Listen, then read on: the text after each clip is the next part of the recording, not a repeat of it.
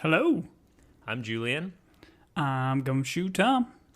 We are Team Binge. We are here to talk about the Afterparty Season 2, Episode 5, which was labeled Sebastian. Now, we learn a lot about Sebastian in this episode, Tom, and you and I had theories about Sebastian. Now, Sebastian's his British name. What is his American name? Is he like Seabass? Okay. Yeah. Yeah, he's the guy that shows up in the stall at 5:30 every Thursday. I don't remember exactly what time Seabass shows up, but obviously, what movie genre were they doing in this one? And I'm asking you not because I didn't know, but because I'm a good host and I'm trying to. Actually, there was a part where I'm like, I think I know what movies they're doing, but I had a debate in my mind. So I'm interested to hear what genre and theme you felt ran through this episode.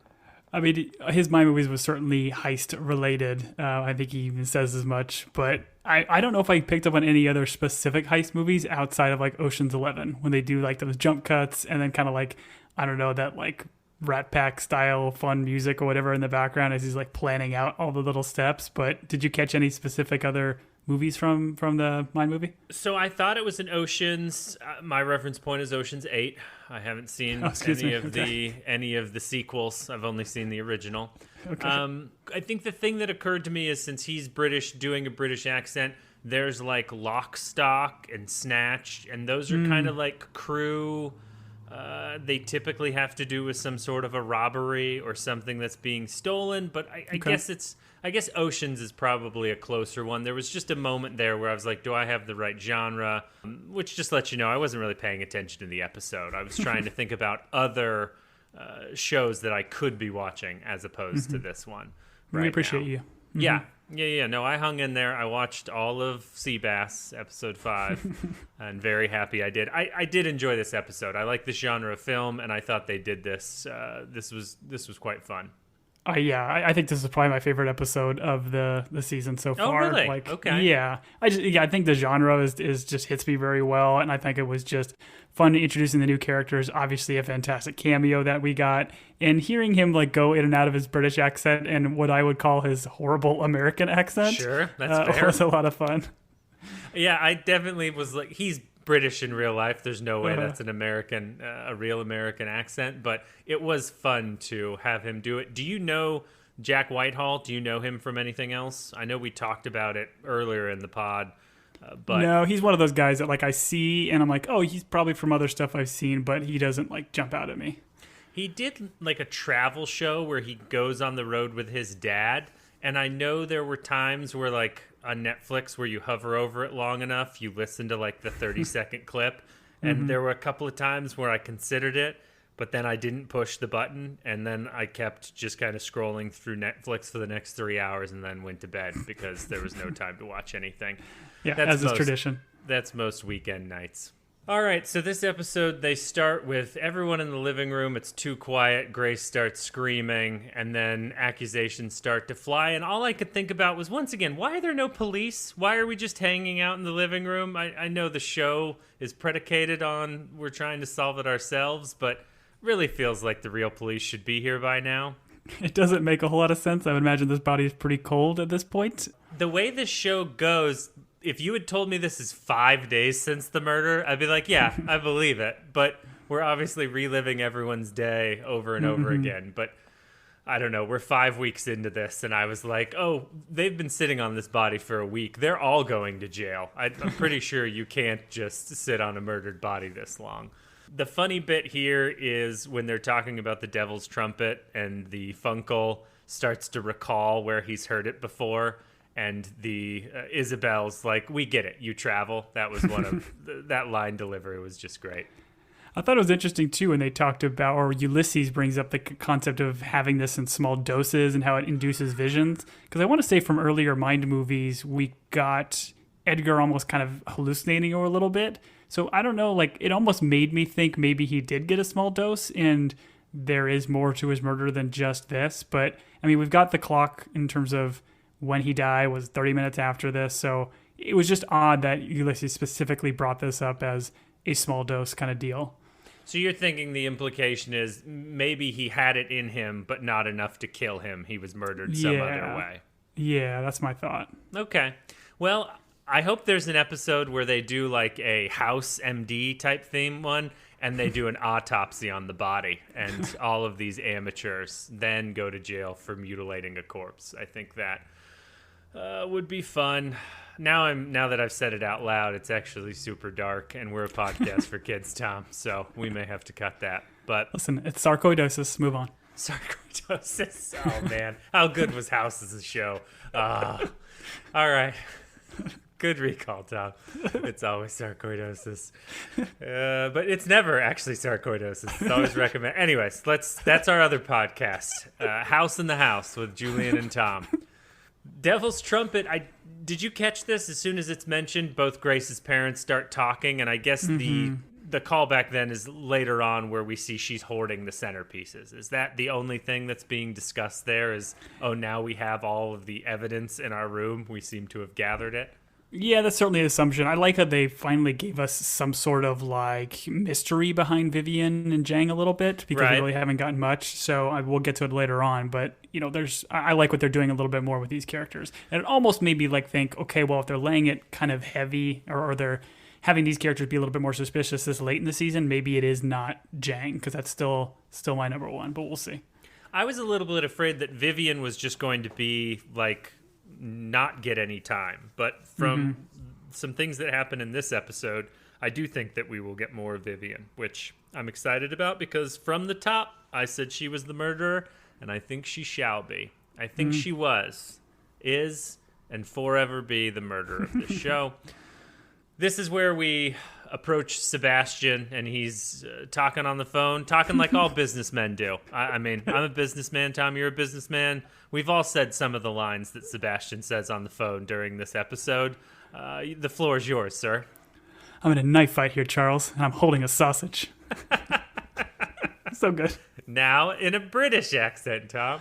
No, I'm in a knife fight here, Charles, and I'm holding a sausage. Maybe Australian? Should it be banger? Is it a sausage a banger? I'm pretty sure. Well, so this is, and I'll just kind of, I guess, while we're making fun of his voice or accent, if you will, this is what kind of made me think that his accent was fake from the jump, because I think he like said crikey, or he seemed to like mix up different like euphemisms or verbiage from these countries. So it kind of made me think like maybe there is more to this. So I loved that the reveal ultimately is that he's been faking this British accent to be able to be a successful businessman. Right. Now you called this, right? You called that he would be an American? Mm-hmm. Okay. In my mind, I woke up in the middle of the night, like 2 nights ago, and I was like, I called that, didn't I? But it was you that called it, and I was just taking credit in my REM sleep. Okay. Yes, man. You're going to become more than just a guest host here soon, Tom, if you're going to be generous like that. I do like his line. He's like, oh, you're coming to interview me? I think I'll talk to the real police when they get here. But then it's proven that his arse was sacked. Are we allowed to say arse? I think that's allowed, because it's a swear word in a different country, right? So Yeah. Wonderful. We do get a quick cut, I think, as they're going back into the house to do the interview of Anik and kind of Zoe, which we've kind of talked about. Their relationship is kind of like rocky here, but I think it's interesting, one of the lines that Zoe says about like Isabel. She's saying, oh, it's got to be Isabel. It's the whoever smelt it, dealt it situation.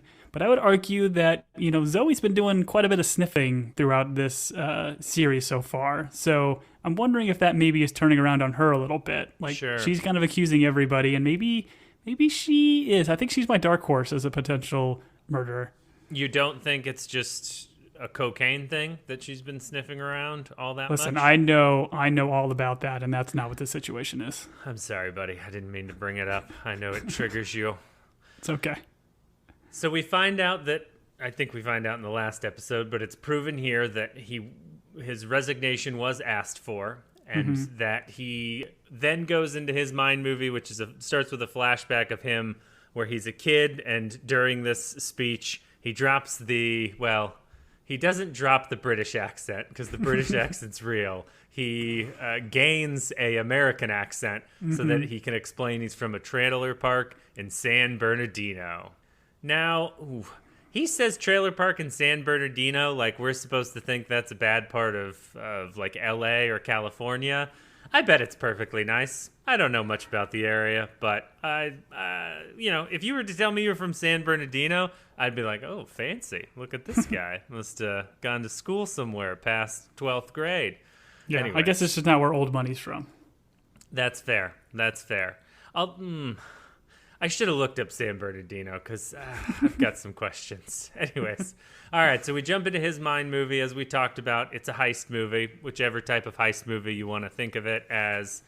Heat, Ocean's 8, Ocean's 13, the best Ocean's movie, and then Blue Crush, really the best ocean movie ever made. But that's Deep Blue Sea, buddy. Oh, funny story. The spouse had not seen Deep Blue Sea. We watched it like a week ago. Just incredible. Everything about that. Thomas Jane is in it, and he's doing great work. Samuel L. Jackson, rest in peace, doing great work. Cool J's best. Oh, man. LL Cool J and his bird. Oh, so good. So good. Anyways, that's our Deep Blue Sea podcast. Focus, Julian. You can join us. Let's go to boarding school, Tom. You went to boarding school. How realistic was this boarding school, considering you went to boarding school in Phoenix, Arizona? You went to a British boarding school in Phoenix, Arizona. How was that? Yeah, I went in Oxford, and I had to pretend that I was an American kid. Nice. These boarding schools are always kind of funny because it's just, what we think a boarding school is. I don't know exactly if this makes any sense, but I do appreciate the kid actor that is playing Edgar. I felt like he had his mannerisms and look was just on point. Oh yeah, he nailed it. Very much nailed it. If this was a Linklater film and they filmed this 20 years ago and it was Zach Woods, wouldn't be surprised. We do get the entering of the Turder card. Turdler card? What is it? Turder card. I think it's turnder, but the N is messed up, so it says Turder card. And again, I would just like to call out, I love how I kind of caught this. I didn't think it'd be this prominent, but I remember when they did show that thing in the safe and you can see this card in the background, it made me think that this was going to come into play. And then of course when it does and you realize how Sebastian ultimately loses this card, I'm like, okay, well, this is the storyline. I knew from this point that he's not going to try to steal the cryptocurrency. He's going back to get this card. Nice. That's just a good heist movie, They're letting you know what the stakes are up front. And we have the meet cute between Edgar and Sebastian, which turns into a competition for the Turdler card. Did you look at the picture of the baseball player on the card? Yeah, again, I'm assuming it's a production assistant, writer, or somebody. I don't know. It's too perfect to not be somebody. Oh, I thought it was Zach Woods in a mustache and hat. No, it's definitely not. Okay, it's not him. Well, I got the naked guy running wrong too, so I'm apparently a terrible eyewitness when it comes to crimes. Anyways, they play Connect 4. The poor kid's chess. Poor kid's chess. I've never played Connect 4 joyfully in my life. I've only played it begrudgingly. So poor guy. It's okay. We cut to the present where Sebastian is explaining them teaming up, and he's like, Edgar was the brains, and I'm the face, the butt, and the abs. And Danner's like, yeah, you are. I thought Danner was great interacting with Sebastian. It was very funny. Danner's so good here, and I like her explanation at the end with Anik saying, I'm I'm leading him on here. He wants to feel like I'm being charmed, so I'm giving that to him for him to open up even more. So I love that we get more of Detective Danner being a very good detective. Sure. And he's like, we went on to the next trickery, I don't know, whatever it is, a hedge fund. And I thought that was very funny. Yeah, built from the ground up with nothing but a $2.4 million loan from Edgar's dad. I pulled myself up by my bootstraps and that $2.4 million loan that I spent on shoelaces. Anyways, we find out, obviously, Edgar fires Sebastian. The reason I thought was interesting, Sebastian was trying to be a little bit responsible here and hold back some of their capital. But Sebastian's like, you should have listened to me and put it all in. But isn't this through the companies that Edgar owns? So I didn't really. If you think about the Travis's theory that this whole crypto is backed by, essentially Edgar and his company, then shouldn't Edgar know that all their money shouldn't go into something that he's propping up? Does that make sense? Am I talking nonsense? I'm sure it does make sense, but I mean, this guy, as rich as he is, it probably doesn't matter. And this was like a side venture, and they wanted to put it all in. And I mean, I think at this point, Edgar's just kind of looking for an excuse to potentially get rid of him. And it's interesting how like ruthless, and I think even Sebastian says as much, Edgar is in these scenes. And we know this is Edgar's Mind movie, so Sebastian's Mind movie. Or excuse me, Sebastian. So you don't know if this is Edgar really this ruthless, or is he just kind of laying it on a little bit? I would argue that. Let's talk about it. Yeah, let's talk about it.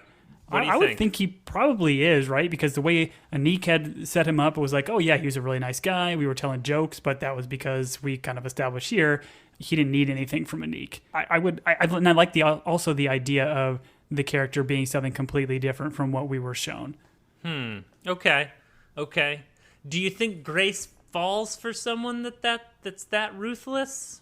Well, I mean, I don't think Grace is dealing with him in like the business sense, right? Like their relationship was just kind of weird and quirky and all that. They're not necessarily a match made in heaven kind of deal. And it seems like whenever Edgar was doing his business stuff, Grace was always off with Hannah. So it doesn't necessarily surprise me. And maybe that's why Hannah stuck around, or Grace stuck around for as long as she did. It wasn't because of Edgar, it was because of Hannah. Sure. You wouldn't call them like a Julian and Tom match, You would call them maybe like a Jack and Diane type. Wow. I'm sorry, Sam and Diane. Dang it! Oh! You'll never get that right. I'll never get it right. Good try. I appreciate the effort. I have written here, Tom, the centerpieces, ! Which I felt like I was triumphant because they talked about the centerpieces and there's a poisonous plant, and I wanted to give myself credit, but really they telegraphed this pretty hard. So this is like, when your kid does something they're supposed to do and you like congratulate them. This is a participation trophy that I'm accepting for the centerpieces. Hey, Julian, congratulations. This was a good call out. Well done. I'm proud of you. Thanks, Dad. I feel so good. Speaking of dads, Grace's parents are trying to get rid of the centerpieces, and this is where they are caught red-handed. Yeah, Isabel's kind of spying on him in the hallway, so creeping. We're in the Mind movie, and Tom, this brought me so much joy. So much joy. And honestly, so I didn't like how they did this because I thought he was going to be part of the crew. But who is revealed to us to be at this, I don't know, minimum max security facility where his other crew members are? Who's revealed, Tom? It's our boy Jasper.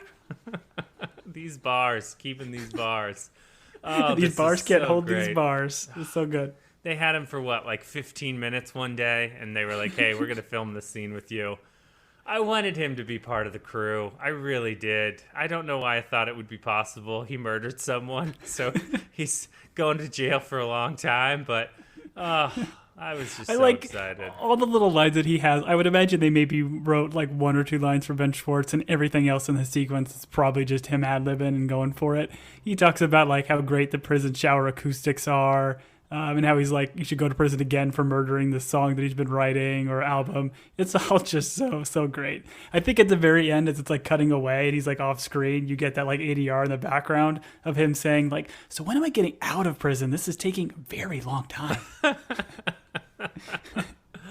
Oh man, so good. I did have a thought. I wonder if records are cut from prison. I wonder if that's an industry out there that I might be able to get a hold of some of Jasper's music while he's on the inside.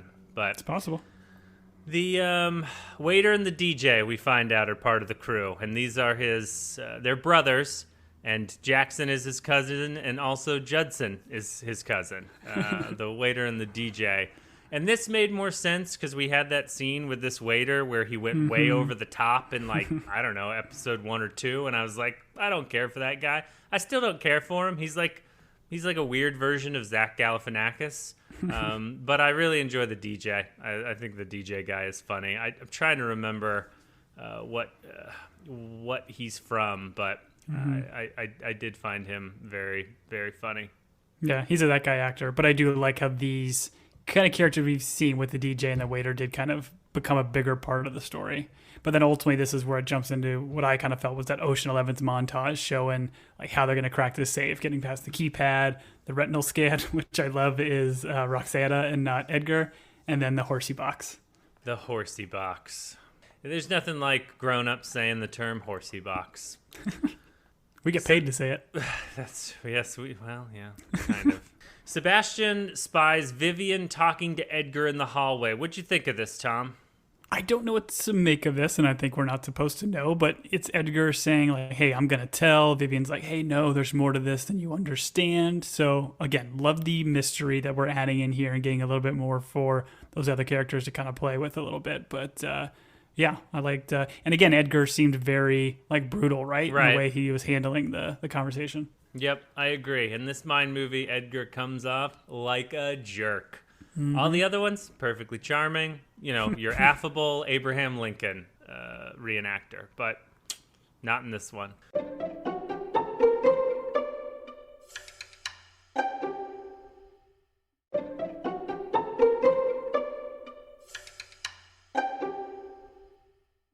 Sebastian ends up meeting Travis inside of the office as he's going to do the heist, and Travis is wearing gloves. He was wearing gloves. And yeah, he was kind of being his Travis self, but I like the dialogue, how it tweaked a little bit from Travis's version of the Mind movie, but ultimately the scene is where we get Sebastian dropping that little camera pen. Yes, which is very important. Tom is someone who loves to carry around a camera pen. Actually, I know you have one in my office. I know it's in here somewhere. No, it's I do not put cameras in pens. I put them in teddy bears. No, okay. Okay. Oh, that's why you gave me that teddy bear for my 45th birthday. That was a little bit that you strange. have on your mantle? But anyways, yeah. Then I moved all my family photos. I was like, well, these are going away. I'm putting this teddy bear from Tom. Happy 45th, Julian. It's a Tommy bear.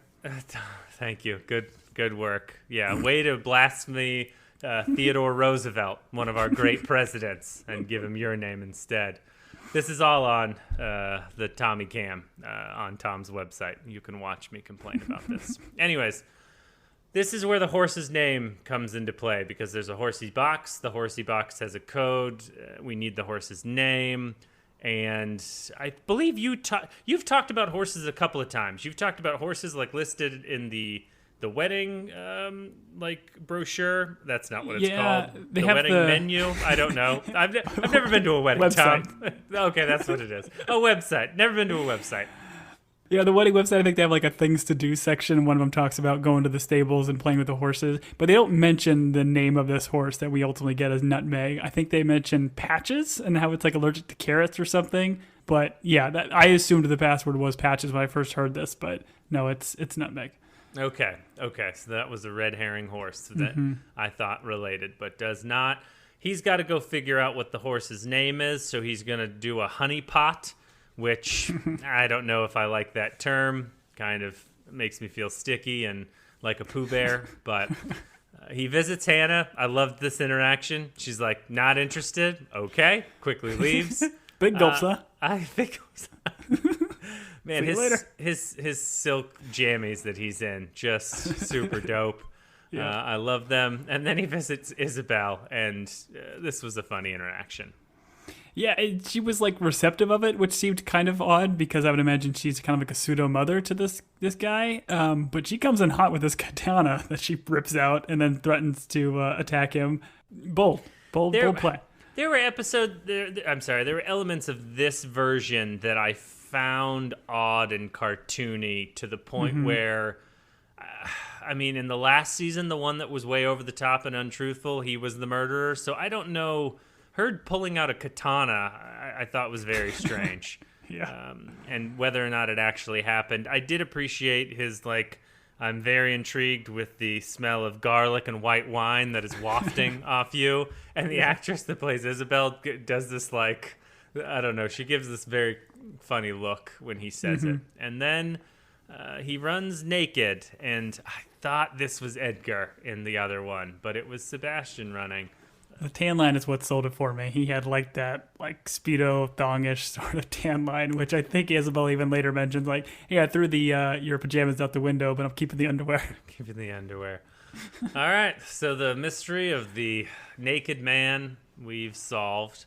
This is then where Isabel, we cut to the present. Isabel is accusing Grace and Zoe's parents, and her reasoning, the family starts to laugh at because she has all the centerpieces, and it's not because she's like hiding evidence or doing anything like that. It's just because she's cheap.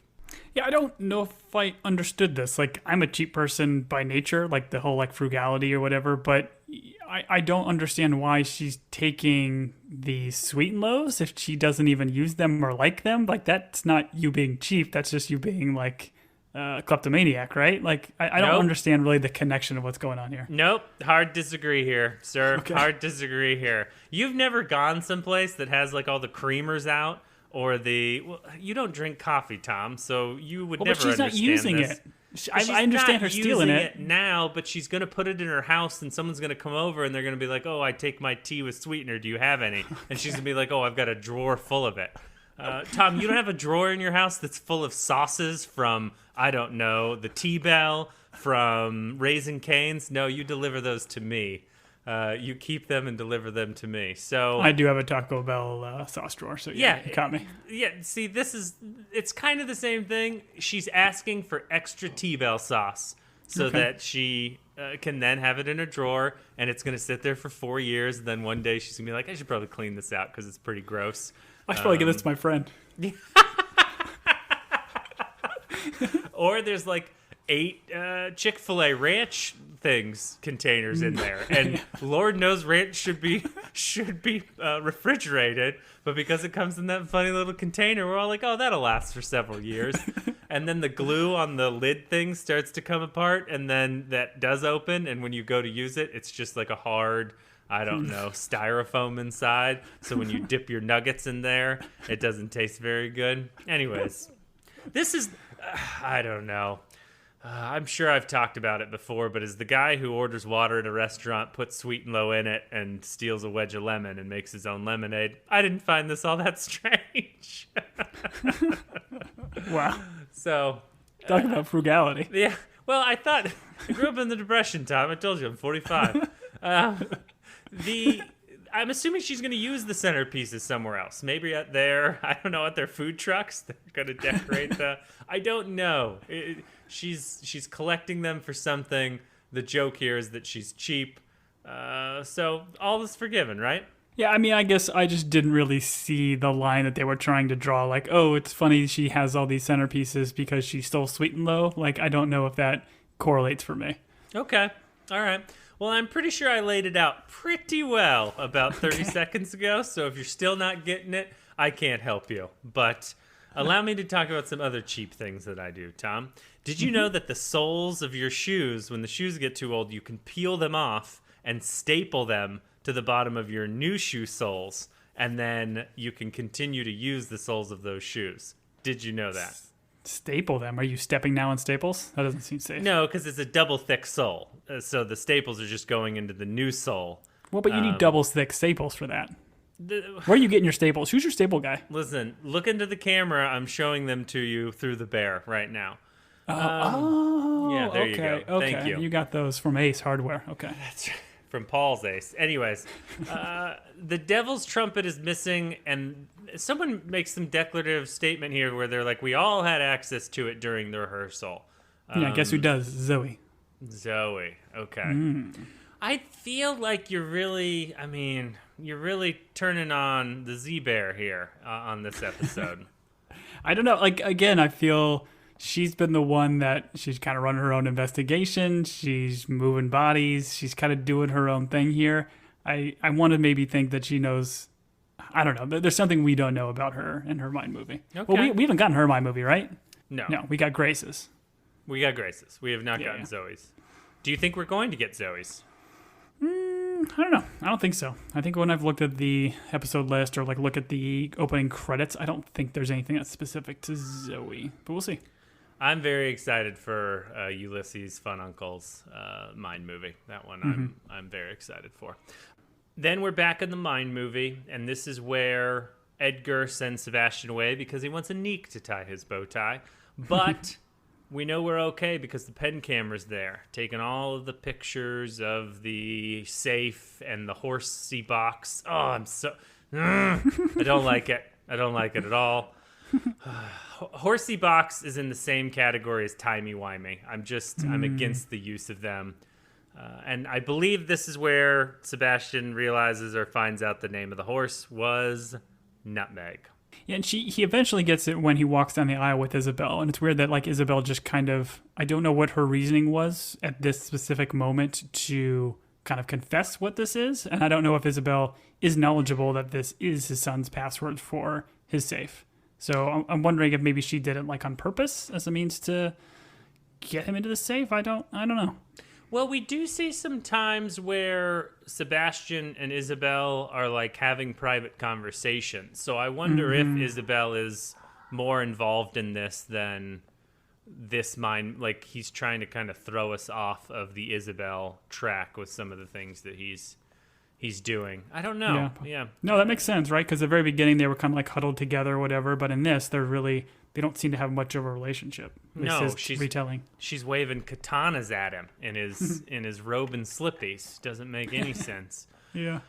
So this is now where we find out why Sebastian like pushed for a first date, because he needs, I don't know, 4 minutes and 35 seconds, whatever it is, whatever these heist movies do where they give you a time that doesn't matter. It's like in Fast and Furious, the time it takes them to drive down the runway, you know, that plane flew 8 miles. Yeah. Anyways, time doesn't mean anything in shows. I don't know why they do this to us, but I'm sure in this show they actually went 4 minutes and 35 seconds because that's the level of detail. But I'd like to hold all of Hollywood accountable right here and right now for the timing of things shown on watches. Anyways, I'm back to it, Tom. Sorry. He's got to steal Roxana because the stupid safe has a dumb retinal scan for a dumb lizard. And I was just like, I don't know. I'm pretty sure. I don't know much about lizards, but I'm pretty sure if you shine laser beams into their eyes that they probably don't work well. Listen, what's the average lifespan of a lizard? Because he had this when he was in boarding school, right? So is this the same lizard? Does he just always have a lizard? Tom, you know that goldfish you had for 20 years when you were a kid? It's because your parents were swapping it out every time it died. So I'm sure we're on like Roxana 7. But yeah, no, I don't replacing know. It? Yes, Isabel's replacing it. I don't know. But it's a good point because Roxana has been around for a little while.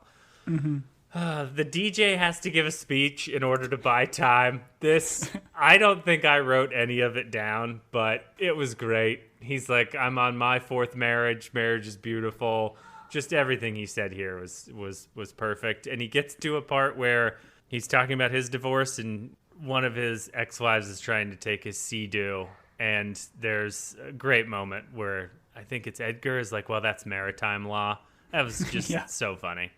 It's like, yes, per divorce law, it doesn't cover watercraft, which is good. I don't know why the idea of maritime law is so funny to me. They have a maritime law joke in Arrested Development about Cherith Cute Story being a pirate lawyer. But, man, tickles my funny bone when anyone talks about maritime law. The waiter does hit Travis, Tom, which the opposite of boom. We thought he just tripped and made it up, but he was beat over the head with a metal tray, right? Yeah, he was. So, yeah, it wasn't a metal pipe. I think, like, in his story, it wasn't as dramatic. But, yeah, he got knocked out. So, I apologize. It feels like you're not giving him credit even now. You're like, oh, he only got hit with the tray. It was just a catering tray. It's not a metal pipe. Come on. Next time I see you, we're going to hit you with a lead pipe and we're going to hit you with a catering tray. And we're going to see if one hurts worse than the other once we get back from the hospital. Okay.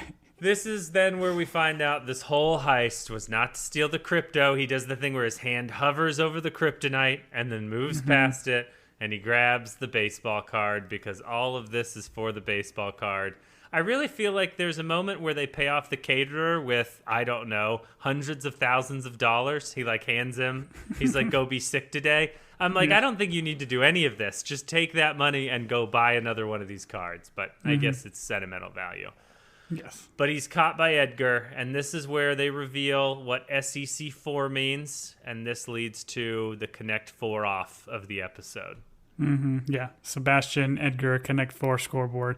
And I guess, I mean, at first you look at this like, oh, this is kind of silly. Who would keep a scoreboard for games that they play over and over again? But I, with a good friends of ours, play a yearly... yours. We play a yearly Catan game where we play far too many times per year and keep a running scorecard to be able to find who is the winner and do have a traveling trophy for that board game. So I understand this obsession with keeping score and playing a game with close friends for an extended period of time. So I just wanted to play my little nerd card right there.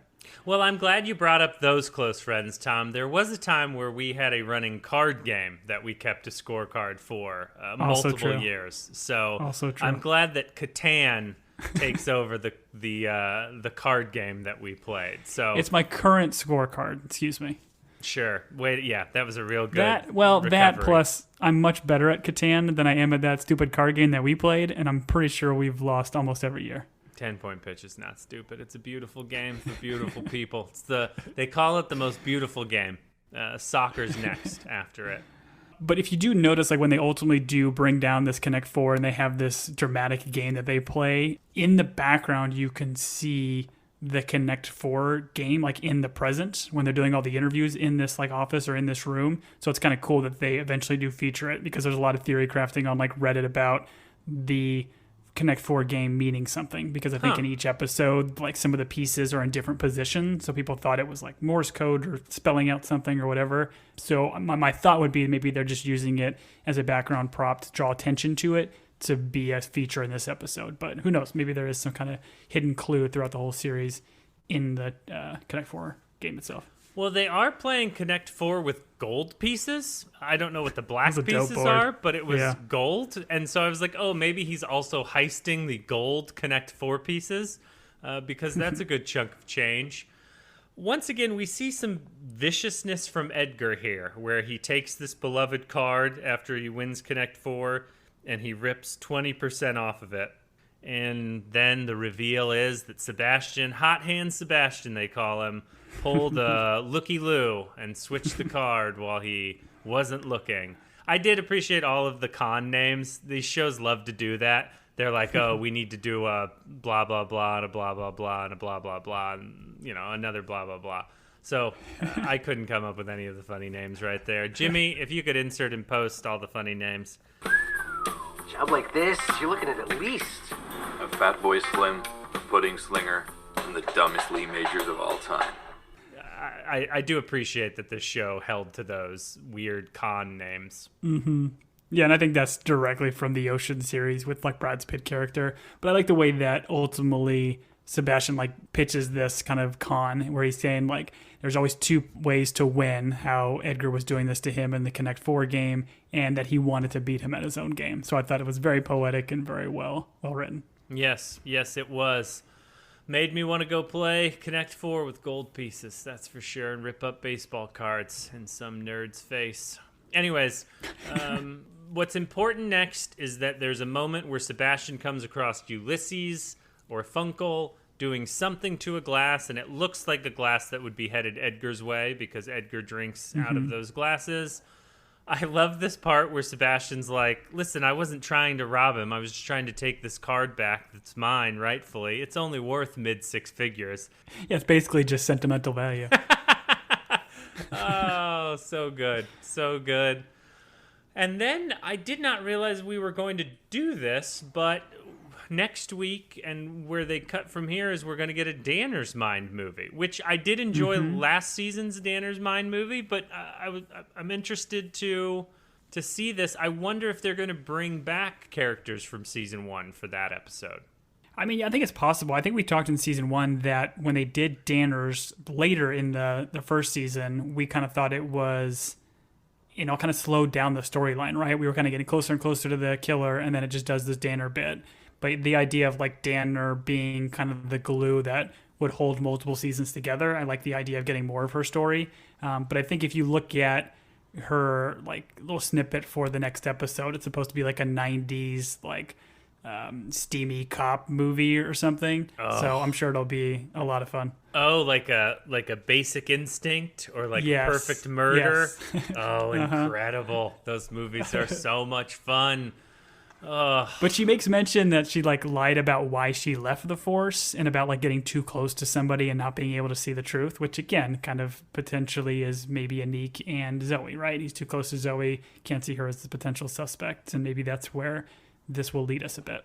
Oh, interesting. Interesting. Because again, like what they've done in every episode so far this season is they give a line about somebody being a suspect, and then that's the next Mind movie, right? So Ulysses pouring something in the glass, you would assume that this one would have ended with, okay, he's going to be the next Mind movie. But I think they're going to, break with that trend, do a Danner one, and then we'll see how that'll kind of be a connecting thread throughout. Sure. We have a quick scene before the end where Hannah and Grace are talking with each other while Hannah's cleaning the pool of, I think, a bunch of dead bees. And Hannah has to be like, listen, I told them about us, but I didn't tell them everything. And then Zoe looks on from the, I don't know, not balcony, whatever we'll say the porch wraparound. That's what we'll call it. That's important. Architecture's a thing. So are they trying to throw us back towards Grace and Hannah? I don't understand why. I don't understand this part because we're not going to either of their Mind movies. So what did this reveal to you? Yeah, I mean, I think we're just going to get more in present day as opposed to their retelling. We've already gotten their stories. It just might give us more about maybe how Zoe is seeing their relationship and thought it was just a fling, but obviously there's more to it. And I would imagine that's what we're going to figure out is what they're not telling them will be figured out in the present. Okay. Well, I did enjoy this episode. I like Jack Whitehall. I think he did a great job. And I think purposefully doing a bad American accent is a funny kind of bit. And so I did enjoy it. Do like these types of movies. I don't feel like I'm any closer to the truth. I'm going to stick with Vivian at this point. I like where you're taking the Zoe and character, and I think that would be a fun, like, they really did it. And then that would open up Anik to go find his true love, which I think is Danner, if I'm being honest. So They do have a good rapport. They have great rapport. There were plenty of times with Danner dealing with Sebastian and Anik being like, what are you doing? Which, I don't know. That was all very funny. And to your point, it is great that they wrap it back around to her being like, he's a charmer. I was being charmed, so he would tell us these things. But did you find, I mentioned it earlier, I just want to ask it now. Did you find there were some things that happened in this one that were a little over the top that you felt like he was lying or he was fudging on some of the details? I mean, I think he is just as a kind of swarmy kind of character. The fact that he would like carry this, fake accent for all of business. You got to imagine his story is not going to be 100% true and a bit over the top. But I mean, I think from the context of what we've gotten from the other Mind movies and the idea of Edgar being a little bit more ruthless, I thought was kind of cool and probably more true to life for somebody that grew up in old money. Sure. Tom, I have something to reveal to you. My natural accent is a Nebraska accent, and I've been using this Arizona accent since I was a very young person to throw people off the set. So, yeah. Let me switch. Can you give me some Nebraska? Yeah. I'll switch to my Nebraska. Accent for the outro here. So here's my Nebraska accent. We appreciate all of you for joining us for this episode, episode 5. We are now going to go into Tom's spoiler corner. So if you're not interested in the extra puzzles and those types of things, and maybe some spoilers that Tom finds from those puzzles, I would back out now. Before you back out, we'd love to hear from you. You can reach us at teambingepodcast@gmail.com. Tom will talk about the social stuff. If you could rate and review us on Apple Podcasts, that's always helpful. Tom and I do this for the love of the game, but if we could quit our day jobs and, I don't know, never have to move furniture again, we would really appreciate it. Tom, what did I miss? I feel like that was more Oklahoma than Nebraska, but I mean, I'll let it slide. Oh no! Follow us. I'll do my Oklahoma accent during Tom's spoiler corner. I've got one of those too. Okay. So go ahead, Tom. What a tease. Follow us on. I'm just gonna call it Twitter. I'm not gonna call it X. Follow us on Twitter or Instagram.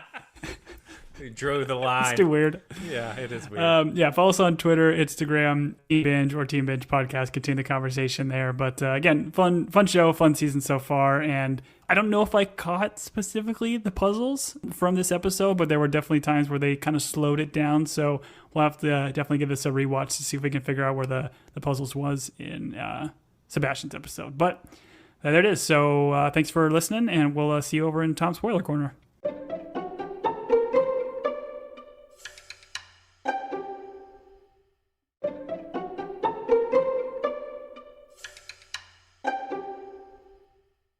All right, now we enter Tom's Spoiler Corner. So, episode 4, Hannah, again, we've got the elimination puzzles and the flower puzzles. The elimination one, I think we had called out the calendar in the background. It was a specific type of cipher, and it was actually, this was a really fun one to do and like learn about. So, once I kind of figured out that the words that were underlined in it were like play and fair and code. So if you just kind of like understand like play and fair and you look that up on the internet, you can find like YouTube videos for a specific type of cipher that can kind of encrypt the message.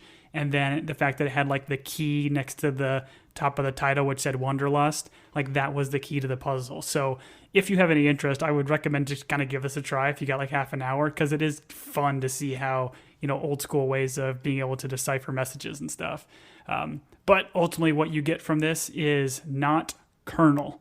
And I think this is one that's kind of silly because I think we know Colonel is the dog's name. So I think this is just telling us it's not the dog that murdered Roxana and Edgar, which I think we probably knew. But they got 10 episodes, so I don't mind them throwing maybe kind of a silly one. Sure. We're assuming the murderer killed both Roxana and Edgar.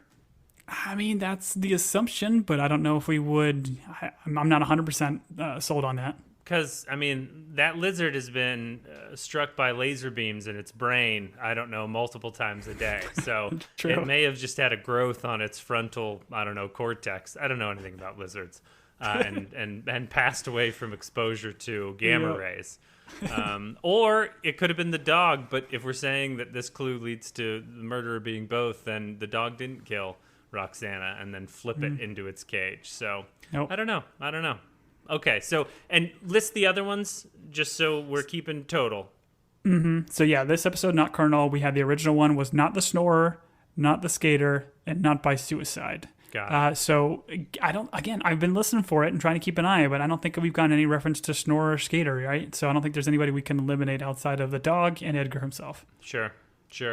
Hey, the guy taking video, the camera kid, he was not in this episode at all, correct? No. Okay. Interesting. Something to note in the corner. If you could put a little postie and tie the string around it for this episode on your board, Tom, I would appreciate it. I'll put a pin in it. We're good about pins. Then we jump to the flower puzzle, which again, these are usually some of the harder ones. This one was crazy difficult, but the internet took a while to figure this one out. Like following the Reddit threads, nobody could really figure out how they got to the clue.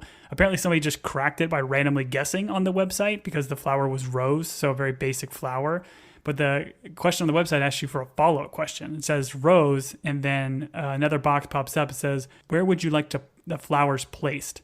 So you actually had to add shelf onto the puzzle to be able to get to Hannah's like kind of, you know, PDF puzzle or whatever. But the way you got to this was during kind of the montage when Hannah is talking about all of her hobbies, where it kind of clicks to like archery and magic and anchors or all that stuff. As she's going through each of these, you can see in the background the shelves, like similar shelves that she has like in her yurt. And in the first shot, you can see a shelf in the background that has armadillos when it's talking about like her love of taxidermy. If you look on the shelf itself, there are 2 armadillos. In the next shot, you see her talking about anchors, and on that shelf, there are 5 anchors. And then you see the crossbows, there are 4 crossbows on a shelf, and the typewriters, there are 4 typewriters. So the number of those all correspond to the letter of that specific item on the shelf. So 2 armadillos, you go AR, R is the first letter of the word, 5 anchors, O being the 5th letter in anchors, and then S and E for crossbows and typewriters. Oh, wow. So very tricky and very difficult to get. But once the internet figured it out, it was fun to go back and like pause as it's going through each of these, because like most of this stuff, it's a blink and you miss it kind of deal. But ultimately, again, the answer, if you want to go to the website, the flower is rose. And where do you like these flowers placed? Shelf. And then it will give you Hannah's puzzle, which is called downshifting. I tried to do this one. It was too much for me. It was called a drop quote puzzle, which had a bunch of different like idioms on it, like skeletons in the closet, or kind of all these like in the whatever. It was super weird, super challenging. Even reading through how some of the people have kind of solved it, I couldn't really wrap my brain around it. So admittedly, I didn't complete this one myself. But ultimately, the answer to this puzzle seems to be drop in the bucket.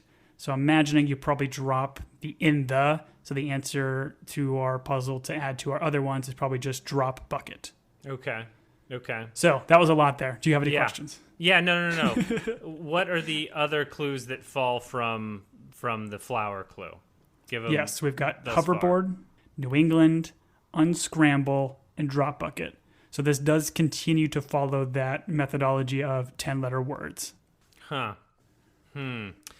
Yeah, I often wonder if the internet and people like you used all this brain power to try and solve, I don't know, world hunger or something important, whether or not we could do it. But, you know, I'm glad you got drop bucket. That's cool. And I'm glad we know that it's not the skater or the snorer. So that's something as well. It is wild. I mean, again, just hats off to these puzzle guys that create this, and really the people on the internet that do a much better job of solving the stuff than I. Like, I'm taking their hints and clues and then trying to do it myself just to kind of have fun with it. But the people that are really catching this thing and watching this show like frame by frame to pick up these things, it's quite bananas. So yes, good on you. And if you're doing this and you're this person on Reddit that are finding these things and posting it for everybody else, all the internet points. Yeah. All the internet points to you, Reddit. Big fan.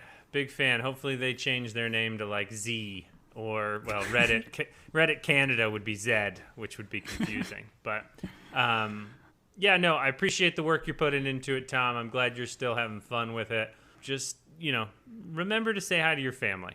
Check in on them every once in a while as you're trying to solve these things. Make sure you're letting them know you're still alive, even though you're reclusively detectiving, or sleuthing, as you like to call it.